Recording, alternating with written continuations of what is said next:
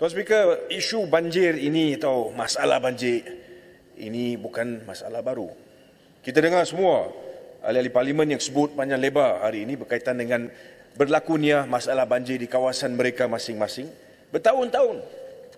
Saya berdiri di dalam Dewan Yang Mulia ini sejak 2008, berkali-kali saya bangkitkan isu banjir di Seri Sedang. Saya minta supaya dana diberikan, saya minta supaya perhatian diberikan. Saya telah pun memberikan, ada video-video yang ditunjukkan kepada pihak-pihak yang berkaitan, menunjukkan kepada mereka kesan selepas banjir, menunjukkan kepada mereka kesusahan yang dialami rakyat semasa banjir. Tetapi apa yang berlaku, Tuan Speaker? Kita lihat ianya kerap berulang. Berulang kerana kita tahu bahawa walaupun ada perbincangan, demi perbincangan, tidak ada tindakan diambil yang boleh membawa kepada satu solution. Bagaimana kita boleh selesaikan masalah ini? Saya sebut ulangi sekali lagi dalam Dewan Yang Mulia ini.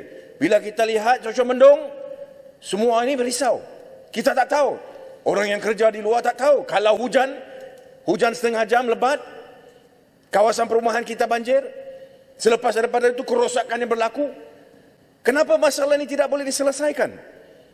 Kita berbincang hal ini hari ini. Saya bawa daripada 2008. Tuan Speaker, RMK 12. Ada keputusan dibuat.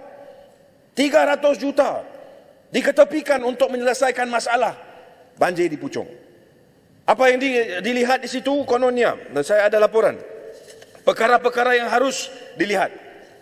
Arah sungai adalah menjadi masalah. Khususnya arah Sungai Kuyuh, Kolam Sedang, anak Sungai Kuyuh dan sebagainya. Sungai itu penuh, melimpah semasa hujan lebat. Kapasiti sistem perparetan dalaman di kawasan perumahan yang tidak mencukupi bagi menumpang air larian hujan yang mengakibatkan banjir kilat. Sistem perparetan dalaman tidak sempurna. Air tidak mengalir ke sungai dengan baik. Keadaan longkang disebut undersize, missing link dan low lying area. Kemudian ada disebut berkenaan dengan kolam takungan. Pam-pam yang berkaitan. Semua ada di dalam laporan ini. Dan keputusan dibuat. Wang sebanyak 300 juta diketepikan, Tuan Speaker. Tetapi apa yang berlaku? Status dia masih belum mula projek tersebut. Harap akan dimulakan 2023. This is the problem. Kita datang ke sini bincang, buat keputusan. Tetapi apakah sebenarnya tindakan yang kita ambil? Tuan Speaker, kita kena serius. Kali ini saya lihat banjir di kawasan saya. Kawasan perkampungan, Kampung Tengah A, Tengah B, Kampung Seri Aman, Kampung Kenangan, kawasan Puchong. Cukup teruk keadaan dia. Macam mana kita nak selesaikan masalah ini? Jadi saya nak dengar jawapan daripada Perdana Menteri. Perdana Menteri ingin menuding jari kepada pihak-pihak tertentu dan sebagainya. Saya nak masalah ini diselesaikan. Kita cari apakah yang menjadi punca masalah ini.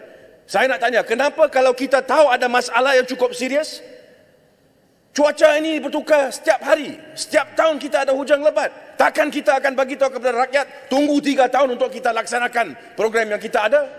Hujan itu tetap akan tiba masa dan musim dan hujan lebat. Jadi saya nak jawapan. Kenapa kalau wang sudah diketepikan, masalah itu kita tahu, punca itu kita tahu, kenapa tidak ada tindakan lagi? Sehingga bila kita kena tunggu. Sekarang kita lihat bagaimana banyak nyawa yang kehilangan. Tuan Speaker, saya nak tanya soalan kepada Perdana Menteri. Kita buat perbahasan sesi parlimen hari ini. Kemudian kita ini akan sebut apakah sebenarnya langkah yang akan kita ambil. Tapi siapa akan pastikan bahawa tindakan yang perlu diambil itu akan diambil? Apakah mekanisme dia? Adakah kita datang ke parlimen hari ini, kita bincang masalah ini, buat keputusan, tetapi selepas daripada itu 6 bulan disebut permatang pau, 6 tahun tidak diselesaikan? Jadi kita kena ingat, ini satu perkara yang kita perlu berdepan, kita semua sebagai rakyat Malaysia, sebagai ahli parlimen, untuk selesaikan.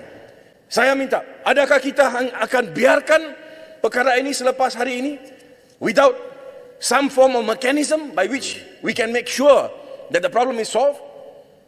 Apakah tindakan kerajaan? Bukankah kita hendak melaksanakan satu proses khususnya untuk masalah ini? Misalnya kita ada RCI ataupun satu jawatan kuasa yang ditetapkan supaya kita dapat selesaikan masalah ini. Menteri Kewangan ada di sini. Kalau beliau ingin salurkan kewangan untuk selesaikan masalah ini, is he not interested? Bagaimana kita pastikan kewangan yang disalurkan itu digunakan untuk tujuan yang baik, tujuan tertentu, dan masalah ini diselesaikan?